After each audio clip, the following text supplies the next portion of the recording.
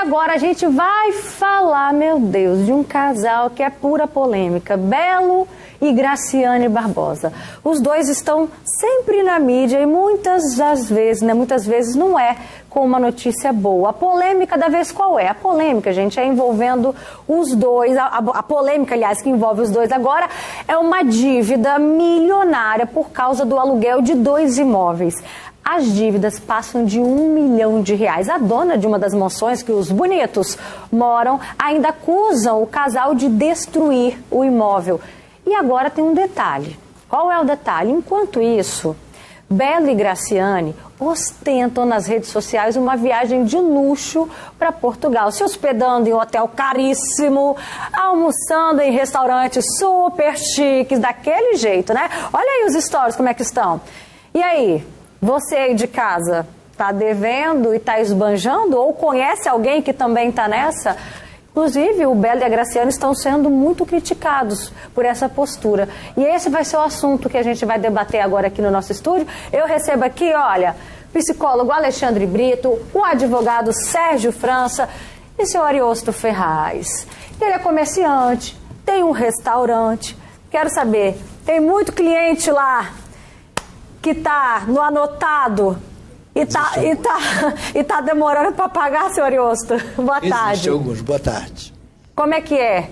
Fica no anotado lá? Exatamente. Tem uma forma de anotação que a gente tem um controle por um determinado período e aguarda que isso aconteça efetivado nesse período que foi estipulado. Quanto tempo, em média, vocês esperam para depois fazer a cobrança lá no restaurante? Normalmente, 30 dias. 30 dias. Deu 30 dias, aí você mandou uma mensagem. Manda mensagem.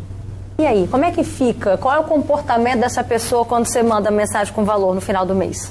A gente aguarda o retorno. Caso isso não venha, a gente faz uma nova mensagem até que tenha algum retorno, ou positivo ou negativo. Tem gente lá que está devendo quanto tempo já? Tem gente que deve há bastante tempo. Mais de meses? Mais de meses. Quase um ano?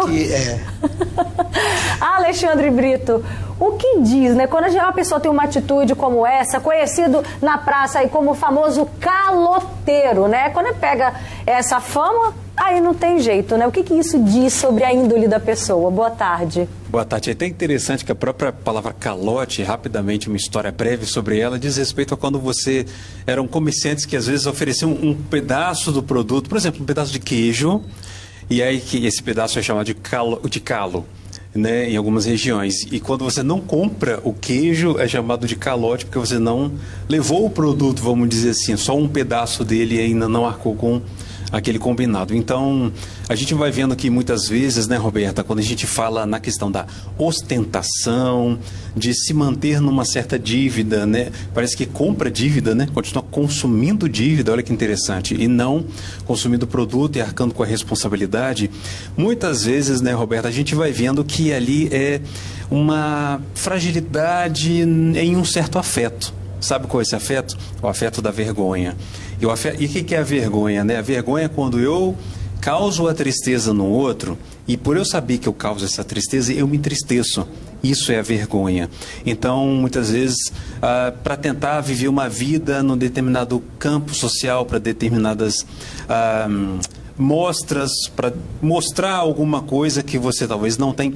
Aliás, a própria palavra ostentação vem do latim tendere. O que significa tendere? É esticar. Então, quando eu ostento, eu estico aquilo que eu não tenho.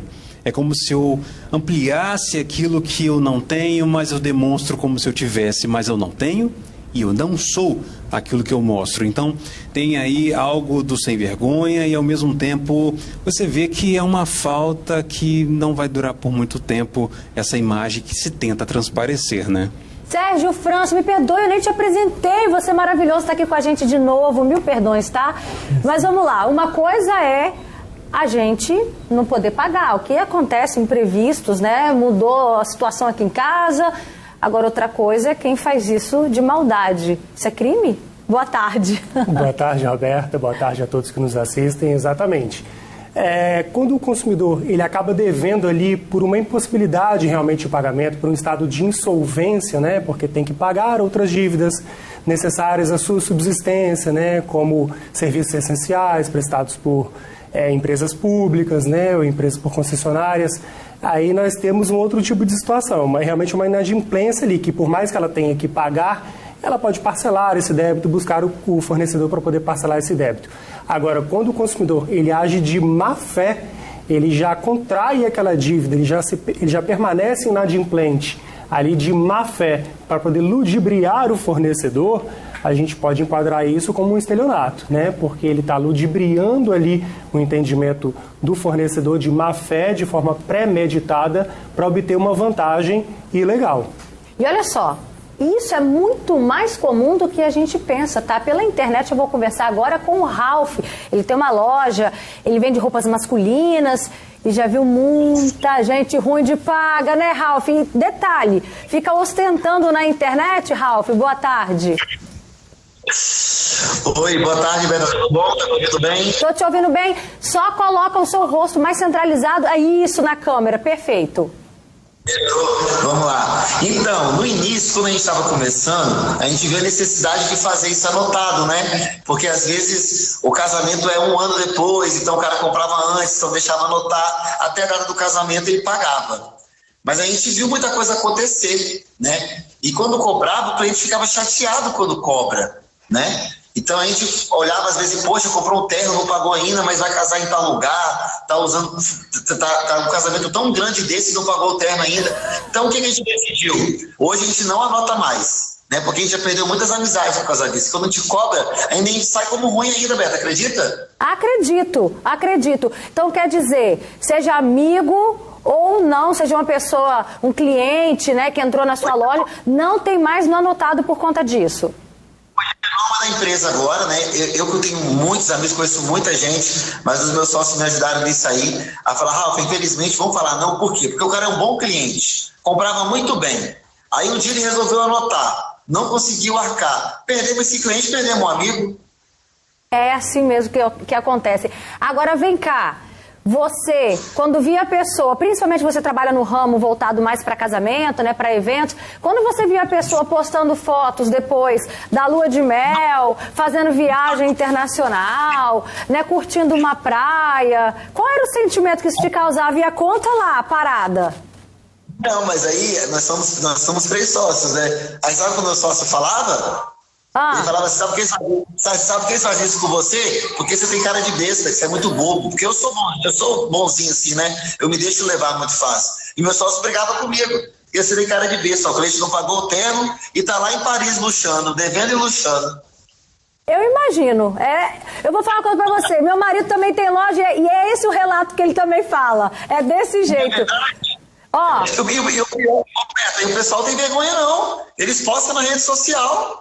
Não tem vergonha? Não tem. E você ainda fica com forma de cobrador chato, porque você está lá pedindo para a pessoa pagar. A gente cobra, né? O que acontece? Porque, se a gente fosse ruim, falar assim, não pagou, não vou entregar o terno não casa. É o que dá vontade de fazer, né? Mas ele cede. Falta uma parcelinha, cedia, né? Falta uma parcela do terno. Depois do casamento você paga, te dou 30 dias. Lembrando que tem muita gente que paga, tá? Muita gente honesta, já ajudamos muita gente no começo. A gente via que não tinha condição de pagar à vista. Então, e os mais humildes, Beta, são os que mais pagam, tá? Os mais humildes são os que mais arcam certinho com a datinha quando a gente fazia anotado. Hoje a gente não faz mais. Ralph, obrigada pela sua participação. Eu sei que você está lotado de cliente aí. Pode ir lá atender a clientela, que afinal de contas tem que vender para suprir, né? Esses rombos que volta e meia acontecem. Um beijo para você, tá? Dá um beijo na família. Senhor Ariosto. Obrigada a você, Ralph. O senhor se identificou com a fala dele? Sim. Né? Tem pessoas que pagam certinho. Exatamente. Mas tem pessoas que ficam só enrolando. Sim, correto. E você fica numa situação ruim? Se sente numa saia justa quando o senhor vai cobrar essa pessoa? Sim, é um negócio meio complicado, principalmente porque você tem compromissos a cumprir e quando a pessoa não cumprir essa situação, você vai ter também que ligar para outra pessoa e pedir para aguentar, porque você não tem recurso para pagar aquele investimento que você fez. E Sérgio, é muito importante a gente também falar sobre isso, porque dependendo da forma que o Ralph, que o senhor Ariosto e outras pessoas, né, que tem negócio, dependendo da forma que também vai cobrar, Isso pode inverter. Como assim? Explica pra gente. Pode o feitiço virar contra o feiticeiro? Exatamente, Roberto. O famoso vender fiado, ele é difundido, né, na cultura brasileira. Mas nós sabemos que a cobrança, por exemplo, como ela é prevista no Código de Defesa do Consumidor, ela pode ser feita sim a quem deve, né, ao devedor daquele crédito, mas ela não pode ser feita de forma vexatória. O Código de Defesa do Consumidor prevê expressamente que a cobrança vexatória ela é abusiva, ela é ilegal, ou seja, em qualquer mecanismo de cobrança que aquele credor empreenda contra o devedor, ele não pode se utilizar de ameaça, de coação, de qualquer forma de constrangimento, sob pena de incorrer, inclusive, em crime. Ou seja, além de um ilícito civil, também é um ilícito penal.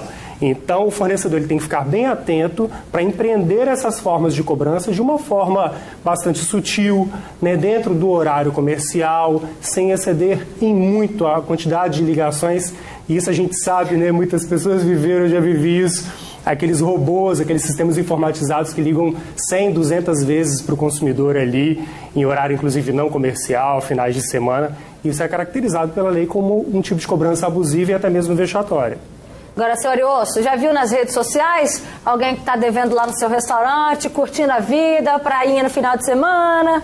Já viu isso? Não, realmente não, porque eu não acompanho as redes sociais. O senhor não é de rede social? Não sou de rede social. Ainda bem, viu? Que senão a raiva isso aí ia aumentar. Além da dívida que está lá, ia ter outro sentimento. Olha só o comentário aqui da Elane Moreira de Souza Caldas. Boa tarde, Roberta. Já tomei vários calotes e digo que a pessoa que dá calote nos outros nunca vai pra frente. Ou seja, a barriga não dói só uma vez não, hein? E aí, gente, olha só, quando a pessoa pega a fama de caloteiro, aí não tem jeito. Essa fama gruda, viu? Quer outro exemplo? O cantor Latino. Olha aí, Latino já foi acusado de dar calote a um monte de gente, viu? Em maio desse ano, a Justiça tentou bloquear as contas do cantor por causa de uma dívida de condomínio de mais de R$500 mil. Só não encontrou nenhum real na conta dele, estava tudo zerado. Mas nas redes sociais, como é que estava o Latino? Ele continuava daquele jeito, postando uma rotina bem agitada, com viagens ao lado da namorada. Alexandre Brito, depois que pegou fama de caloteiro, a pessoa às vezes pode até depois andar na linha, mas a fama não desgruda, né? É complicado, porque você fica marcado por aquilo, você entra no circuito da fofoca, e a fofoca é tão poderosa que ela vai criando uma realidade que para depois você tentar mudar isso, acaba tendo um longo trabalho para você tentar recuperar sua imagem, sua dignidade. E a coisa mais importante, né, Roberta, que é a confiança. As pessoas, a palavra confiança vem de fé, elas perdem fé em você. Por um ato ou dois ou três, enfim, a gente vai vendo que tem caloteiros, né, de plantão aí que vão fazendo com que isso seja algo que prossiga e aí vai diminuindo a confiança neles e você acaba tendo justamente essa dificuldade, às vezes é na família também, né, Roberto? Pede dinheiro emprestado. Ixi, família, aí, nossa senhora, chega a coçar aqui, ó. Você não empresta aí dá dinheiro, problema. Você dá o dinheiro, então, para não ter esse problema. Então, para você sair dessas marcas, né, pessoal, do estigma, de perder uma fé em você, então é preciso de fato ali um trabalho e uma certa demonstração, porque nesse caso, do mesmo jeito que você quer demonstrar uma vida que você não tem, uma vida falsa talvez, né, só para tentar continuar num determinado grupo social, você também vai ter que se esforçar depois para mostrar a questão da dignidade, que você é capaz de voltar a ter fé em você.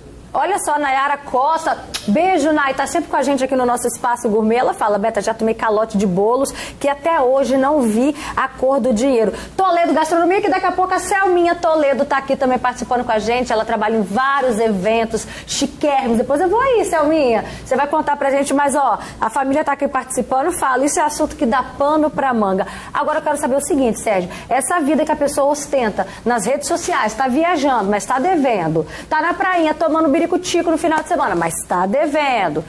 Se a gente dá umas printadas nisso, isso pode...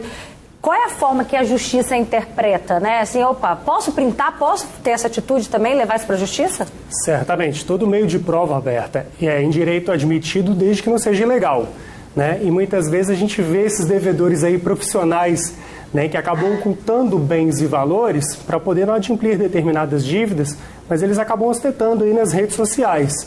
E aí, então, como todo esse meio de prova é em direito admitida, o credor pode sim printar, salvar os vídeos, né, guardar tudo isso, construir um conjunto probatório para que a justiça possa efetivamente conseguir alcançar esse patrimônio do devedor. Porque muitas vezes esse devedor, como a gente bem vê, ele acaba esvaziando suas contas pessoais, ele acaba transferindo patrimônio para nome de terceiros e acaba movimentando pessoas jurídicas diversas. Então, quando o Poder Judiciário, que tem uma série de mecanismos para alcançar esse patrimônio do devedor, ele tenta alcançá-lo por meio de sistemas que rastreiam todas as contas no Brasil, automóveis, contas em corretores, etc., acaba não achando nada, como foi o caso aí do Latino, que a reportagem bem demonstrou. Mas nesses casos, o juiz ele tem mecanismos de oficiar terceiros e também verificar se esse patrimônio ele foi de forma dolosa transferido para terceiros para poder se frustrar a execução, e aí a gente esse devedor vai incorrer um crime também de fraude à execução. Olha aí, ó, aí é o caso de quem tem grana, né? Que na verdade é o que o Alexandre falou, tá só mal intenção, né? A má fé. E olha só, pra gente finalizar, o comentário bacana da Bia Cian Pedrini. Eu estava precisando de uma bermuda e uma blusa para caminhar. Só que aí aconteceu o seguinte, gente, o esposo dela ficou desempregado, a mãe faleceu, aí ela foi até uma loja, pediu à dona se a dona poderia dar. E ela deu a roupa para a Bia, olha aí que bacana. E a Bia falou, eu vou voltar aqui um dia e vou pagar. Assim que eu tiver o dinheiro, eu vou levar para ela. Gente, isso é uma atitude. Se a pessoa está devendo e não pode pagar, é uma coisa, né? Outra coisa é quem age de má fé. Não é verdade, senhor Iosto? Com certeza. Então, dá um recado aí para os seus devedores. Todo mundo paga o senhor Iosto, hein? Obrigada pela participação de vocês. Era a sua chance, hein, senhor Iosto, de receber o pessoal lá com dinheirinho hoje no restaurante. Obrigada, Alexandre. Obrigada, Sérgio, também pela sua participação, viu? Beijo, senhor Iosto. Obrigado. Eu tô lá pagando em dia, não tô? Exatamente. Vai fazendo o meu no anotado.